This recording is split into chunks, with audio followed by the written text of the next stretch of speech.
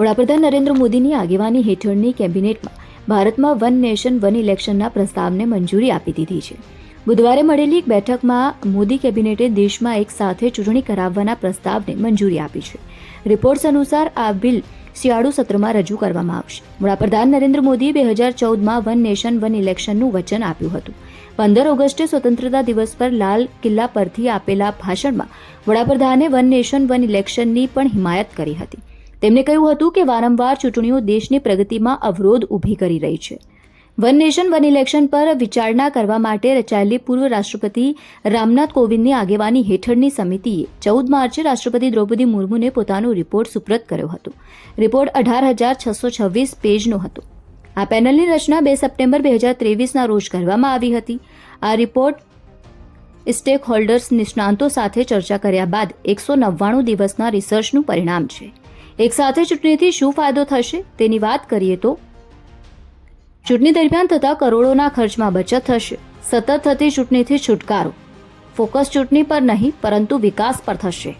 સતત આચારસંહિતાથી છુટકારો. કાળા નાણાં પર રોક લાગશે. વન નેશન વન ઇલેક્શન લાગુ કરવા માટે અનેક રાજ્યોની વિધાનસભાઓનો કાર્યકાળ ઘટાડવામાં આવશે. જે રાજ્યોમાં 2023ના અંત સુધીમાં વિધાનસભાની ચૂંટણીઓ યોજાવાની છે ત્યાં તેમનો કાર્યકાળ લંબાવી શકાય છે. રિપોર્ટમાં એમ પણ કહેવામાં આવ્યું છે કે જો તમામ પક્ષો લો કમિશનના પ્રસ્તાવ પર સહમત થશે તો તેને 2029થી જ લાગુ કરવામાં આવશે. આ ઉપરાંત આ માટે ડિસેમ્બર 2026 સુધીમાં 25 રાજ્યોમાં વિધાનસભાની ચૂંટણી યોજવી પડશે. હવે સવાલ એ થાય છે કે વન નેશન વન ઇલેક્શન એટલે શું? તો હાલમાં ભારતમાં રાજ્યની વિધાનસભા અને દેશની લોકસભાની ચૂંટણીઓ અલગ અલગ સમય યોજાય છે. વન નેશન વન ઇલેક્શનનો અર્થ એ છે કે સમગ્ર દેશમાં લોકસભા અને વિધાનસભાની ચૂંટણીઓ એક સાથે યોજવી જોઈએ.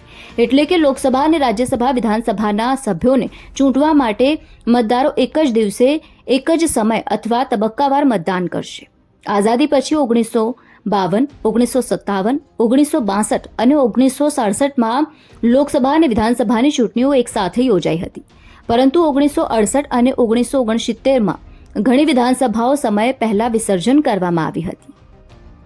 એ બાદ 1970માં લોકસભા પણ ભંગ કરી દેવામાં આવી હતી, જેના કારણે એક દેશ એક ચૂંટણીની પરંપરા તૂટી હતી. જે બાદ હવે ફરીથી આ પ્રસ્તાવને મંજૂરી મળી છે.